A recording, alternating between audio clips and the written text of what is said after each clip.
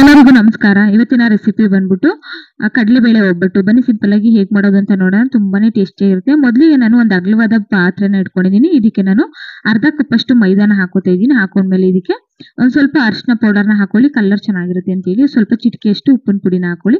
ಹಾಕೊಂಡ್ಮೇಲೆ ಇದಕ್ಕೆ ನೀರನ್ನ ಸೇರಿಸ್ಕೊಂಡು ನಾವು ಹಿಟ್ಟನ್ನ ಗಟ್ಟಿಯಾಗಿ ಕಲ್ಸ್ಕೋಬೇಕಾಗುತ್ತೆ. ನೋಡಿ, ಚೆನ್ನಾಗಿ ಕಲ್ಸ್ಕೊಂಡ್ಮೇಲೆ ಒಂದು 1/4 ಕಪ್ ಅಷ್ಟು ಎಣ್ಣೆನ ಹಾಕೊಂಡು ಚೆನ್ನಾಗಿ ಮತ್ತೆ ಕಲ್ಸ್ಕೋಬೇಕಾಗುತ್ತೆ. ಮೇಲ್ಗಡೆ ಮತ್ತೆ ಸ್ವಲ್ಪ ಎಣ್ಣೆನ ಹಾಕ್ಬಿಟ್ಟು ಒಂದು ಪ್ಲೇಟ್ ನ ಮುಚ್ಚಿ ಒಂದು ಅರ್ಧ ಗಂಟೆ ಇದನ್ನ ನೆನೆಯೋದಕ್ಕೆ ಬಿಟ್ಬಿಡೋಣ. ಅಷ್ಟರಲ್ಲಿ ಇವಾಗ ಬ್ಯಾಟರ್ ನ ರೆಡಿ ಮಾಡ್ಕೊಳ್ಳೋಣ. ಹೂರ್ಣನ ಇವಾಗ ಕಡಲೆಬೇಳೆನ ನಾನು ಒಂದು 200 ಗ್ರಾಮ್ ಅಷ್ಟು ತಗೊಂಡಿದ್ದೀನಿ. ಇದನ್ನ 1 ಗಂಟೆ ಟೈಮ್ ಇದನ್ನ ಚೆನ್ನಾಗಿ ನೆನೆಸಿದ್ದೀನಿ. ನೆನೆಸಿರುವಂತ ಕಡಲೆಬೇಳೆನ ಕುಕ್ಕರ್ಗೆ ಹಾಕೋತಾ ಇದ್ದೀನಿ. ಹಾಕೊಂಡು ಮುಳುಗಷ್ಟು ನೀರನ್ನ ಹಾಕೊಂಡು ಇದನ್ನ 4 ರಿಂದ 5 ವಿಷಲ್ ಕೂಗಿಸ್ಕೋಬೇಕಾಗುತ್ತೆ.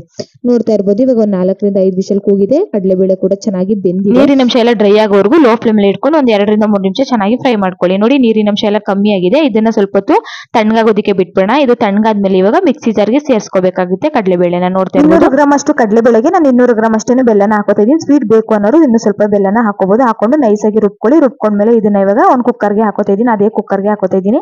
ಹಾಕೊಂಡು ಸ್ವಲ್ಪ ಏಲಕ್ಕಿ ಪೌಡರ್ನ ಹಾಕೊಂಡು ಲೋ ಫ್ಲೇಮ್ ಅಲ್ಲಿ ಇಟ್ಕೊಂಡು ಅದು ನೀರಿನ ಅಂಶ ಬೆಲ್ಲದ ಏನಿದೆ ಅದು ಸಂಪೂರ್ಣವಾಗಿ ಡ್ರೈ ಆಗೋವರೆಗೂ 4 ರಿಂದ 5 ನಿಮಿಷ ಚೆನ್ನಾಗಿ ಲೋ ಫ್ಲೇಮ್ ಅಲ್ಲಿ ಇಟ್ಕೊಂಡು ಫ್ರೈ ಮಾಡ್ಕೋಬೇಕಾಗುತ್ತೆ. ನೋಡಿ, ಈ ರೀತಿಯಾಗಿ ಗಟ್ಟಿಯಾಗಿ ರೆಡಿ ಆಗಬೇಕು ನಮಗೆ ಹೂರ್ಣ.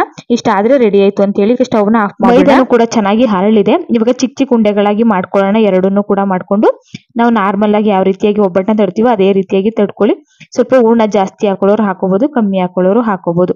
ನಾನು ಇಲ್ಲಿ ಮೀಡಿಯಂ ಆಗಿ ಹಾಕೋತಾ ಇದ್ದೀನಿ. ಹಾಕೊಂಡು ನೀಟಾಗಿ ತಟ್ಕೊಂಡ್ರೆ ಈ ರೀತಿಯಾಗಿ ಪ್ಲಾಸ್ಟಿಕ್ ಕವರ್ ಇಂದ ಮಾಡ್ಕೊಂಡ್ರೆ ಬೇಗನೆ ಆಗ್ಬಿಡುತ್ತೆ ಅಂತಾನೆ ಹೇಳ್ಬೋದು. ಮೇಲ್ಗಡೆ ಒಂದು ಪ್ಲಾಸ್ಟಿಕ್ ಕವರ್ ನ ಹಾಕಿ ಕೈಯಲ್ಲಿ ಹಿಂಗೆ ಹರಡ್ಕೊಬಿಟ್ರೆ ನೀಟಾಗಿ ತೆಳುವಾಗಿ ಬರುತ್ತೆ.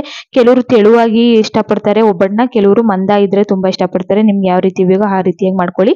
ಇವಾಗ ಹೆಂಚಿಗೆ ನಾನು 1 ಟೇಬಲ್ ಸ್ಪೂನ್ ಅಷ್ಟು ತುಪ್ಪನ ಹಾಕೋತಾ ಇದ್ದೀನಿ. ಹಾಕೊಂಡು ಒಬ್ಬಟ್ಟುಗಳನ್ನ ಹಾಕೊಂಡು ಮೀಡಿಯಂ ಫ್ಲೇಮ್ ಅಲ್ಲಿ ಇಟ್ಕೊಂಡು ಬೇಯಿಸ್ಕೋಬೇಕಾಗುತ್ತೆ. ಎರಡು ಕಡೆನೂ ಕೂಡ ಚೆನ್ನಾಗಿ ಫ್ರೈ ಆಗ್ಲಿ, ಮೈದಾ ಕೂಡ ಚೆನ್ನಾಗಿ ಬೇಯಬೇಕಾಗುತ್ತೆ. ನೋಡಿ, ಇಷ್ಟ ಆದ್ರೆ ಸಾಕು. ಇವಾಗ ಒಬ್ಬಟ್ಟು ಚೆನ್ನಾಗಿ ಬೆಂದಿದೆ ಅಂತೇಳಿ ಎರಡು ಕಡೆನೂ ಕೂಡ ಚೆನ್ನಾಗಿ ಫ್ರೈ ಮಾಡ್ಕೊಳ್ಳಿ.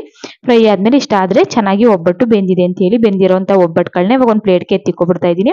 ನೋಡ್ತಾ ಇರ್ಬೋದು ಯಾವ ರೀತಿಯಾಗಿ ರೆಡಿ ಆಗಿದೆ ಒಬ್ಬಟ್ಟು ಅಂತ ಹೇಳಿ. ತುಂಬಾನೇ ಚೆನ್ನಾಗಿರುತ್ತೆ. ಕೆಲವರು ಹಾಲನ್ನ ಬಿಡ್ಕೊಂಡು ಒಬ್ಬಟ್ಟಿಗೆ ತಿಂತಾರೆ, ಕೆಲವರು ಹಾಗೇನೆ ತುಪ್ಪನ ಹಾಕೊಂಡು ತಿಂತಾರೆ. ನಿಮ್ಗೆ ಏನಾದ್ರು ಕಡಲೆಬೇಳೆ ಒಬ್ಬಟ್ಟು ರೆಸಿಪಿ ಇಷ್ಟ ಆಗಿರೋ ಲೈಕ್ ಮಾಡಿ, ಶೇರ್ ಮಾಡಿ, ಕಮೆಂಟ್ ಮಾಡಿ. ಮತ್ತೆ ಸಿಗ್ತೀನಿ ಮುಂದಿನ ವಿಡಿಯೋ ಜೊತೆಗೆ.